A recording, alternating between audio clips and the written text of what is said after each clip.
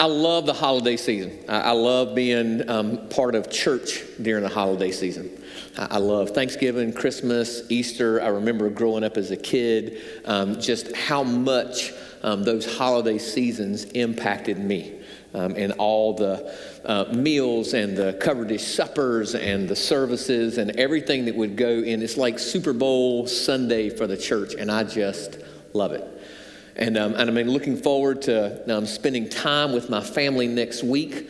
I'm sure I'll feel differently on Saturday after being with them for 3 or 4 days. But right now, I'm excited, as many of you are. And I'm sure come next Saturday, some of you will maybe be thankful for time away from your family. But we're going to go into this season thankful for time with our family.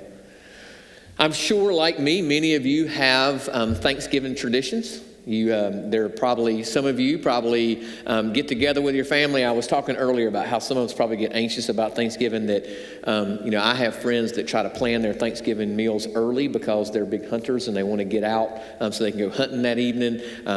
I remember there was a season in my life where, especially prior to getting married and even early on before we had kids, where we would kind of plan our Thanksgiving meals around Black Friday sales and stuff like that.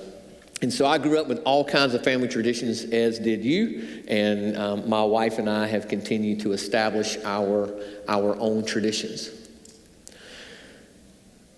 The problem could be that if we're not careful, we allow culture to dictate what our Thanksgiving season looks like rather than honoring the time and the original intent. Over the years, like many of you, I've observed a lot of these holidays like Thanksgiving and Christmas and Easter become more about national holidays and more about worldly things and less about the things of God. And so for just a minute this morning, I want to pause and give thanks for you. And I want to remind us of what Thanksgiving is really about. Now, most of us grew up in school, if you were like me, you grew up and learning about the Pilgrims and the Indians, and you had to make these little black hats to wear around with the big belt buckles and stuff like that. And all of that was great. They don't teach a lot of that nowadays, but I want to kind of back up even further than that, because Thanksgiving, while what we traditionally think of as Thanksgiving, most of us think is uniquely American, it's actually not. All right? Thanksgiving, or giving thanks for the harvest, is a practice that's been practiced in numerous cultures for a number of years. All right? So pausing at the end of the harvest season, at the end of the season, and giving thanks for the abundance and the blessings of God is not something unique to America, and it's not something unique to our culture. In fact, we can look throughout all of the Old Testament and we see time and time again where the people of God paused and they built an altar or they honored a day to celebrate and remember something that God had done for them and in and through their lives. And so for us, Thanksgiving is rooted in a Protestant tradition that was brought over by our forefathers to pause and celebrate what God had done. And so as we go into this Thanksgiving season, you and I have an opportunity to give thanks for so much. For our families and for our church and for our loved ones, for our careers, and just, on and on and on. We have so much to be thankful for. But I want to pause for just a minute and give thanks for you.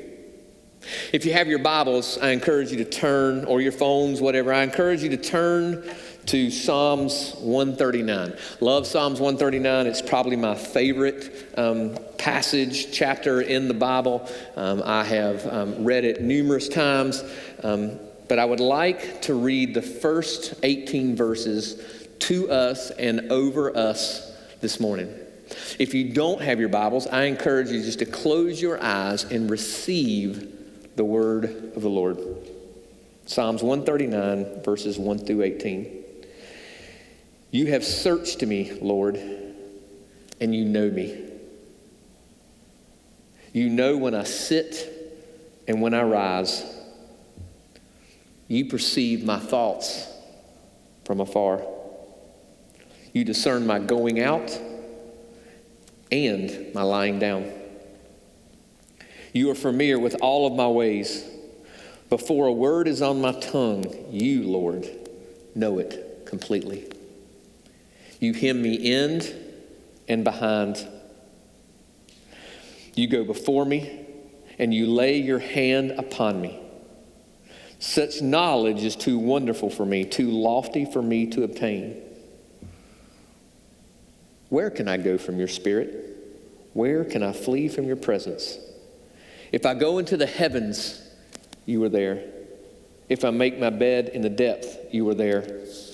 If I rise on the wings of the dawn, if I settle on the far side of the sea, even there your hand will guide me. Your right hand will hold me fast. If I say, surely the darkness will hide me and the light become night around me, even the darkness will not be dark to you. The night will shine like the day, for the darkness is light to you. For you created my innermost being. You knitted me together in my mother's womb. I praise you because I am fearfully and wonderfully made. Your works are wonderful. I know that full well. My frame was not hidden from you when I was made in the secret place. When I was woven together in the depths of the earth, your eyes saw my unformed body. All the days ordained for me were written in your book before one of them came to be. How precious are your thoughts, O God. How vast the sum of them. Were I to count them, they would outnumber the grains of sand. When I awake, I am still with you. Man. You were made for a purpose. You have searched me, Lord, and you know me. The God of creation knows you. He knows every hair on your head. He created you to love him. Have we ever paused to think about how the God that said how far the seas can come, how high the mountains shall rise, how many stars there shall be in all of heaven, knows you. And he created you for a purpose. And he created you to love him. That he gave you and I the grace and the gift of love so that we may love him. Even the darkness will not be dark to you. The night will shine like the day, for the darkness is as of light to you. Not only did he create you to love him, but he created you to be loved by him. That no matter where you go, no matter what you do, no matter how far you run, no matter how close you feel, his grace and his mercy and his love is always present.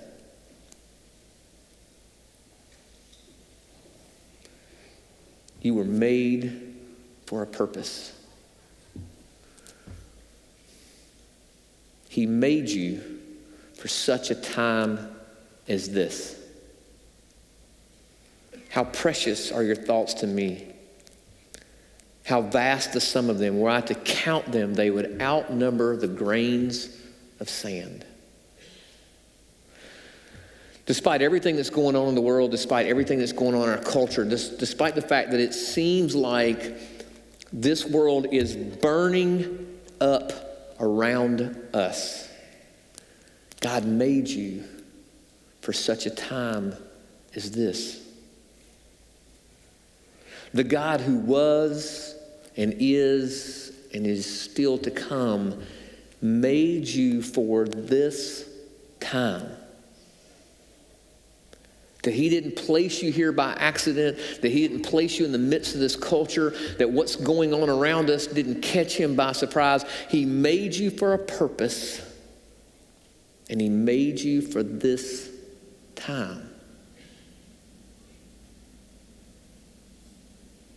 The Word that became flesh lived and died so that you could be free in this time. The Spirit that hovered over the deep in the beginning when there was nothing dwells in you so that you may be and fulfill the purpose that God called you to in this time. If he is for you, then who could possibly be against you?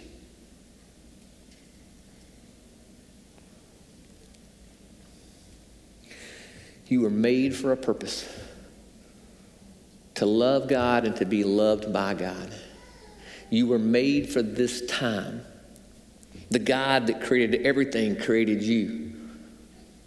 The Word by which all things were created lived and died so that you could be free. And the Spirit that hovered over everything lives in you so that you may have power. Because you were created for a purpose, and you were created for a time such as this, and you were created for a place such as this.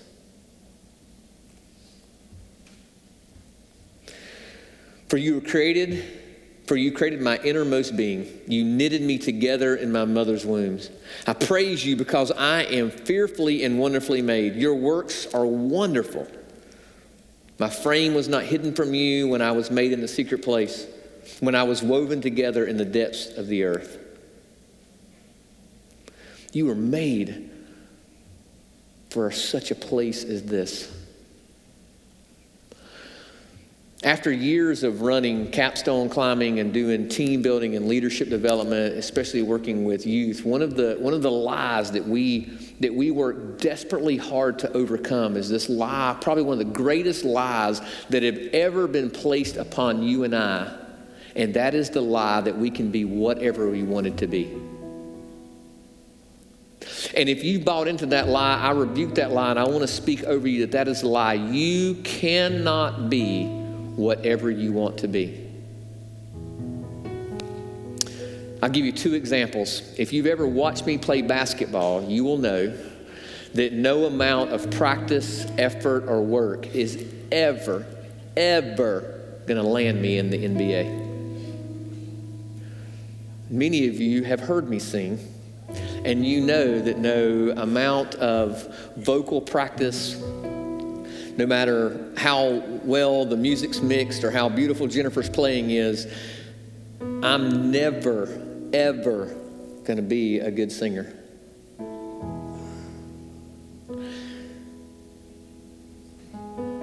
God didn't make you to be whatever you wanted to be. He made you to be what he wanted you to be. See, the reality is that most of us were given maybe 3 to 5 talents. And the rest he gave to everybody else. And he did that because he made you to be everything that I'm not. See, your talents and your gifts, they complete the body. Your testimony about the faithfulness of God in your life encourages me. Your brokenness gives me an opportunity to be used by God in your life. Your struggles give me a reason to press in and contend for freedom for you. And your victories call me to celebrate and rejoice at the faithfulness of God. See, we are family, and we need one another. because you were created to be what God called you to be. And you were created for a purpose, and you were placed in this time, and you were placed in this house.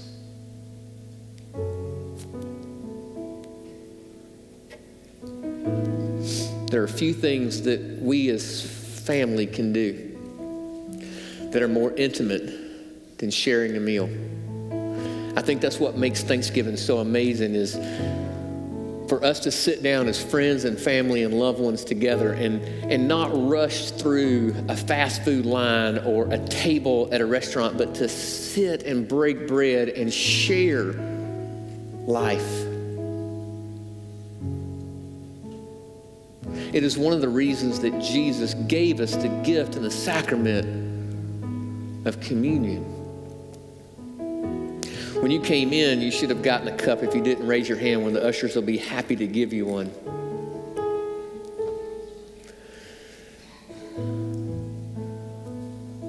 But on the night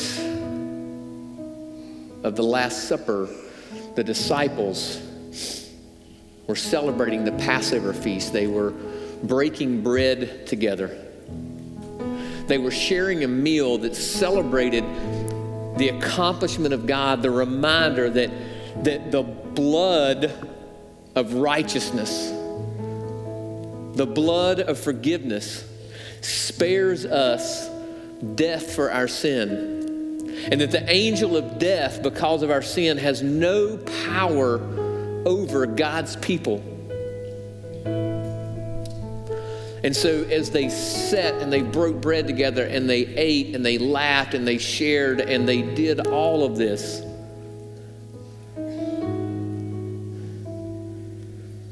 Jesus does something amazing in that moment. First and foremost, he reminded them, as often as you do this in remembrance of me, that it is me that brings us together. It is me that gives, it is me that gives purpose to life. It is me that created you for a purpose. It is me that created you for a time as this. It is me that placed you here.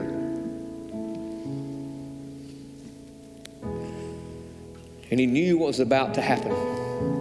And he knew that the Passover feast was but a prophetic message of the completed work of the spotless Lamb. And that only he could do for us what we could not do for ourselves. And so while they ate their meal, he took the bread and he broke it and he said, "This bread, it represents my body. The body that will be broken for you. And as often as you do this, as often as you eat this, you do this in remembrance of me."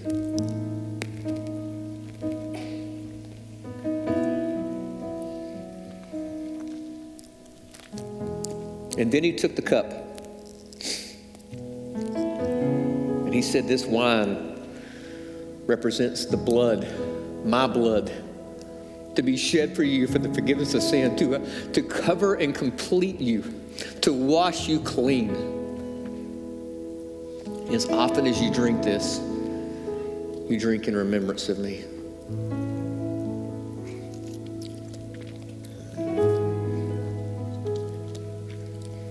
In remembering the life and the death and the resurrection of Christ, we also take part in his life and his death and his resurrection. But God demonstrated his own love for us in this, that while we were still sinners, Christ died for us. Church, if you're good enough for him, then you're good enough for me. And it's because of this that I give thanks for you. Be blessed. Be the church.